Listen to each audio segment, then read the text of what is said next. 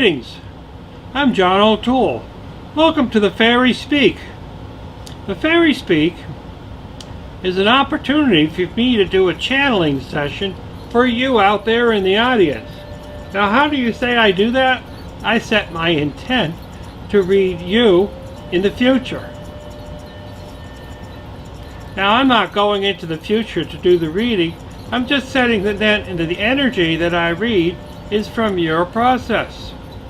And you might watch this show 4 or 5 times and get something different out of it every time. And you're going to say, well, that sure is bizarre. Or you could say, I didn't get anything out of that. Too. It could work either way. You have TV shows that I've watched and the ending is always the same. I don't understand it. I would think it would be different every time I watch it. But here, it's not that the actual activity is different. It's how you interpret what I'm talking about. So I channel fairy energy. And that's different than what other people do. A lot of different people do other things. And you'd have to ask them to tell you about the energies in which they do. Some people just channel people that have passed, that they haven't moved on.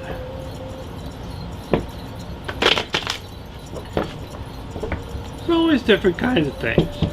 I use Brian Fraud's Fairy Oracle cards to do my reading. Now, I could have picked any one of them, but these are the ones that resonate with me.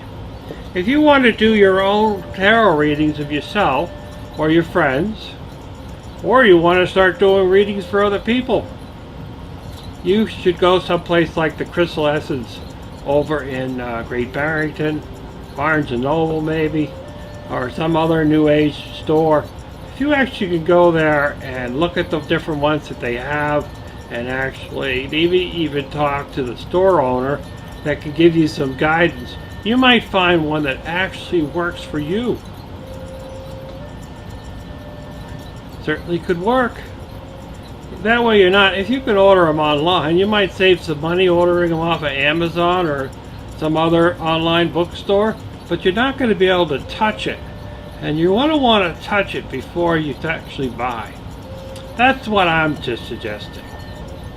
Unless you really know the one you're getting, like your friend had one, or you're looking for the Fairy Oracle by Brian Fraud, then it could be different. But in this case, yeah.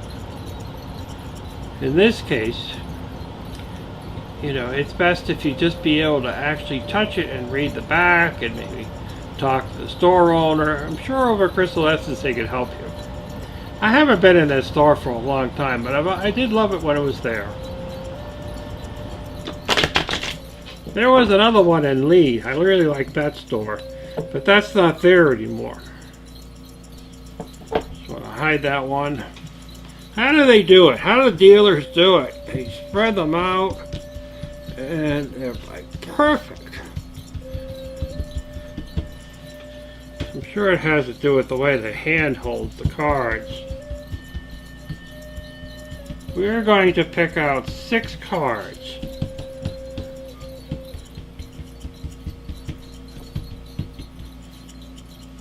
How does that look?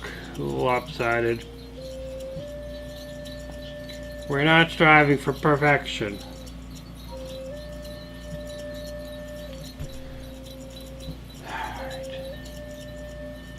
I'm going to pick this card because I already hear somebody saying, pick that card. There we go. Number 46. So now we're going to pick 5 more cards because I've already picked one. But it was screaming at me saying, pick me, pick me, pick me. How can you concentrate when you got someone going, pick me, pick me, pick me? How? So now let's pick 5. So let me know. I'm going to move my hand over the cards, and you're going to tell me where to stop. Right here. Can you see this? Oh, you see it? Right here. There's like a cold spot right here. And if I move it up, it goes away. I move back. Right here, there's like a breeze. It's really kind of weird. It must be this one right here. There's only 3 cards at this spot. Yes, sirree.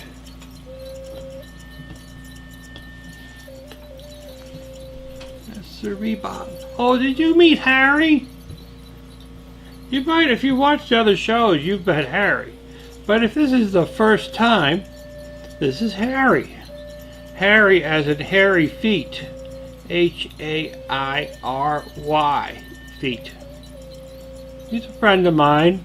He's been traveling with me for, oh, such a long time.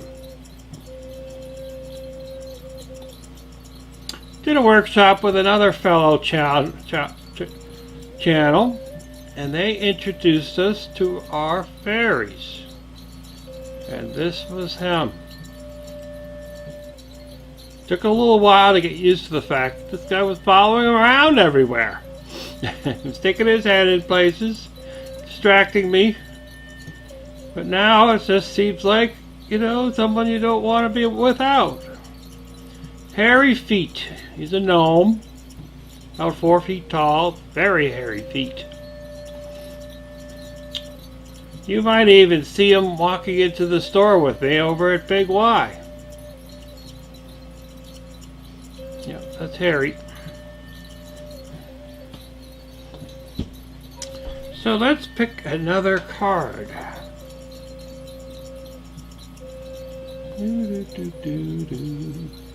I hope you're enjoying my flute music playing in the background. I've been playing it for a number of years, and I very much enjoy it.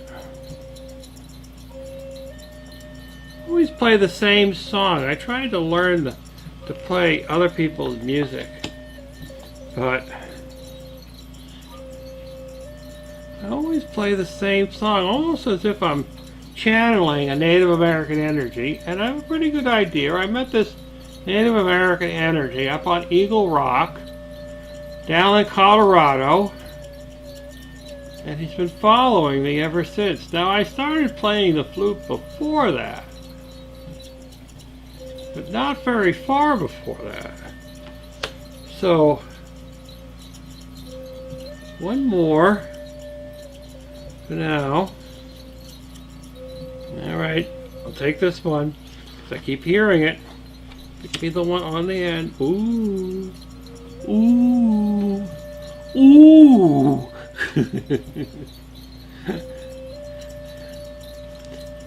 You probably have known there is a card that I actually find very much one of my favorites, and this is one of them.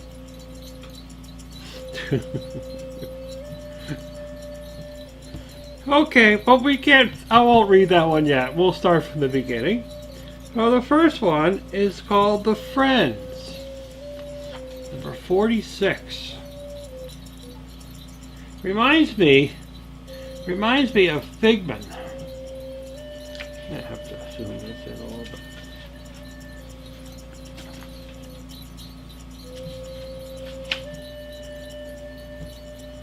'46. The Friends. Friendship, support, and aid. But this card was in reverse. Time to sort things out. Don't take it personally.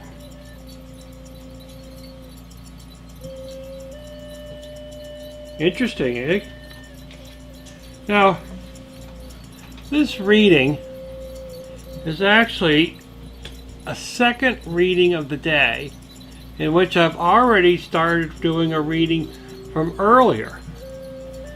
So there's no reason why these readings couldn't be tied together. And that one had 3 cards that were vertical. And huge progress of those cards compared to other shows.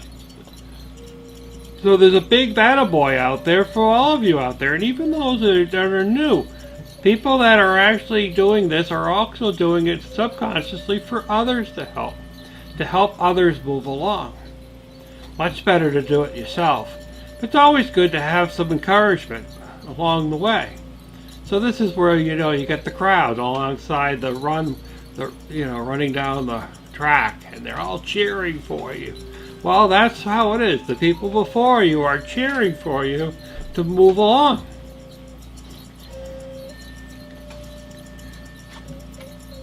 Number 4. The fiery sword. Fiery sword.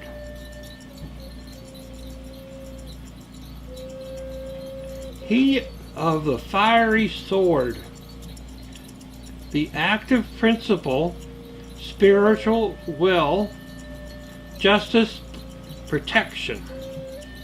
But this one was upside down also. This was in reverse.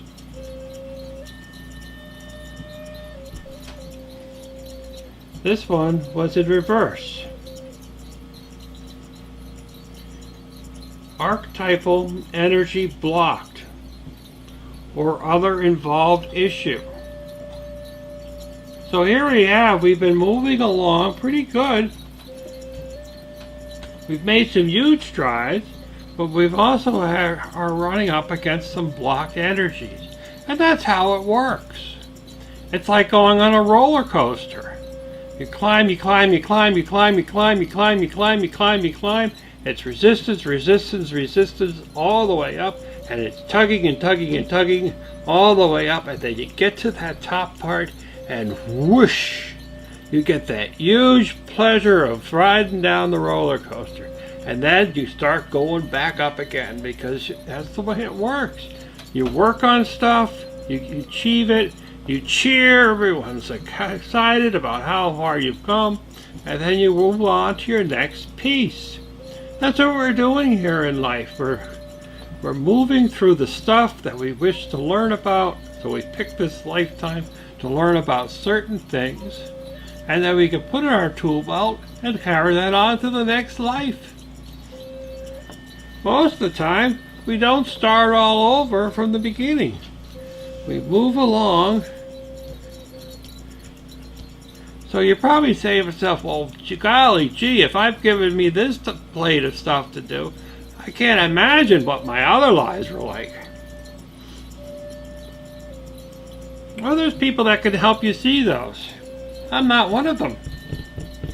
Not really. Sometimes I can see stuff from past lives, but not this way. It would have to be in person. I actually read a lady that wasn't from past lives. Oh, it was from a past life. It was about her grandmother was going to get the eggs from the chicken coop and was carrying them in her apron, and she tripped and fell and they all broke. And the family was so upset because that was their food source. You know, some people don't go to the grocery store to depend on their food. They actually grow most of it. I know it's an odd thing not to have a big Y in every neighborhood. And I was reading that energy because that failure, the energy of that failure from her grandmother carried on to her mother and onto her. Odd, isn't it?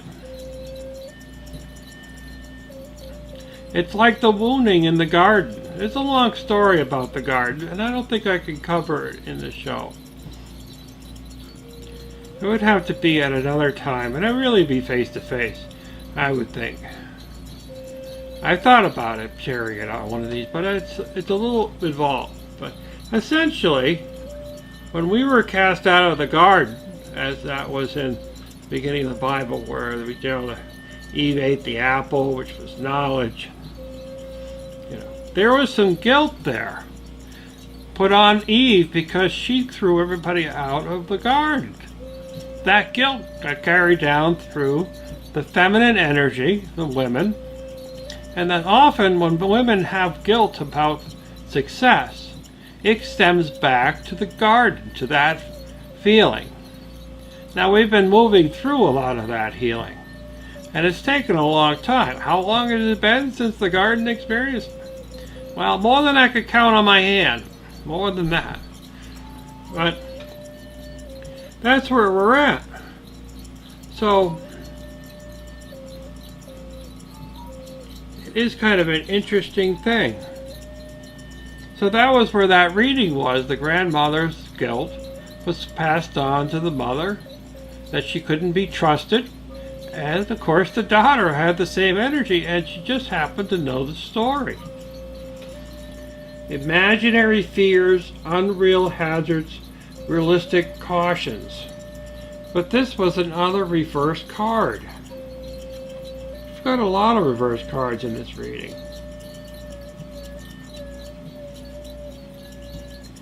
Distinguish between imaginary and real danger.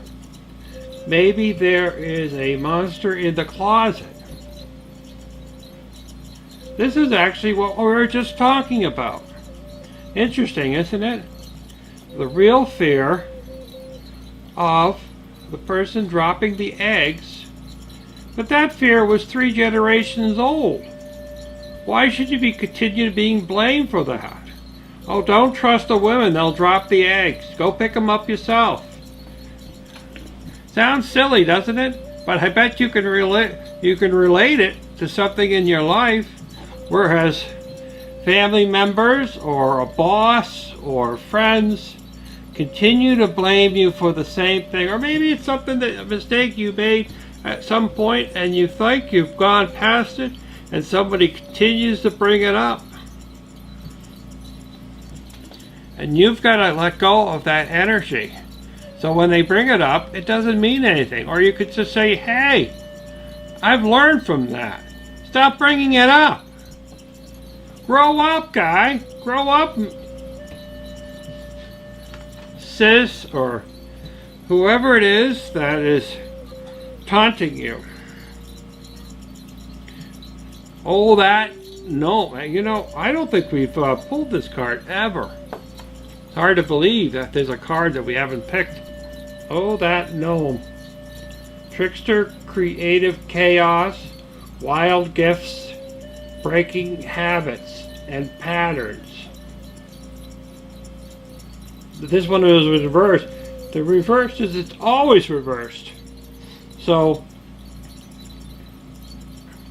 now good thing my Harry isn't a trickster. But, trickster, creative chaos, wild gifts, breaking habits and patterns.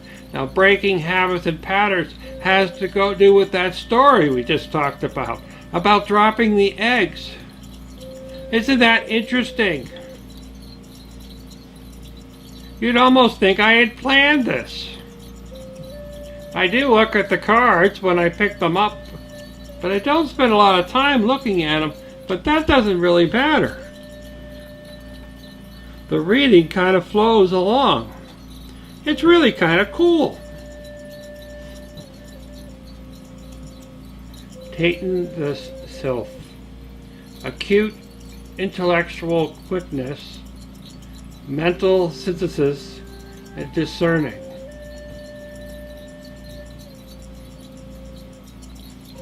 So I think we're getting this card because you're already starting to think about what we've been talking about the guilt. Now this is more apparent with the women than the men. I'm sorry to say. But if the men think about it, how often do you blame women for failure just because they're women? Just because. This is the intellectual part. Hello? Anybody there? Just because they're women, you blame them for failure. Well, maybe they didn't know. Maybe they didn't have the education or the experience. And that's a good reason for not being able to do something, a task, correctly. Because they don't have the education, they don't have the experience, they don't have the knowledge. But to blame them just because they're women, or the color of their skin, or the nationality, really? There's only one race on this planet. that we're part of, and that's the human race. Everything else is just identity. Has nothing to do with who we are.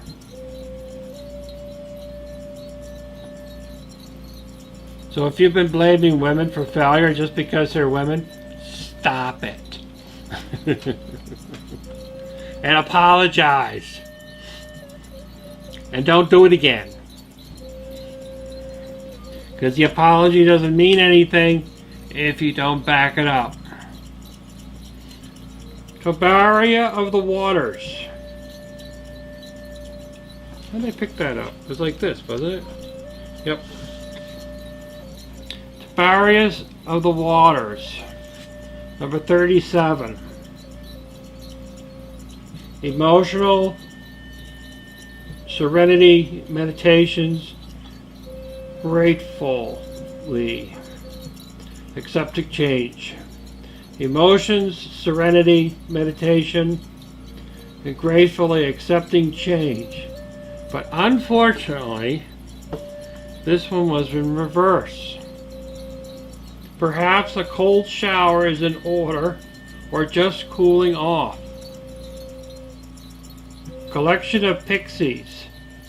Duty, willingness, joyful, participation, virtue. The reverse, though, is dragging your feet. Very similar to what we've been talking about. Forgiveness. Moving forward. Don't sweat the big little stuff. Don't judge women for their failure. As women, guidance. You know how to do it right? Teach them in a nice way. Women, don't pick on the guys for doing something wrong. Teach them. That's what we're here for. That's what I'm doing. I'm teaching you. Teach people. Guardian of the gate. Ooh, look at that. The guardian of the gate is in a vertical position for you guys. How cool is that? Guardian of the gate. Passage to new life. Openings, gatekeeping. Very cool. Very cool indeed. Now the last session we did, it was vertical also. And can you imagine we picked the same card? None of the other cards are the same. Very interesting indeed. Very good, you guys. You're doing great. You are doing great.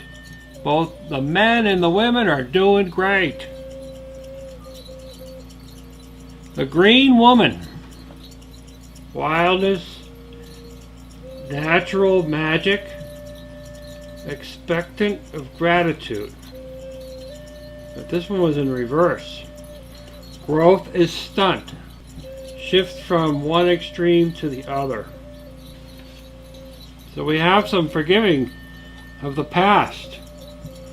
And we're talking centuries back, maybe. And of the garden. Forgiving them of the garden.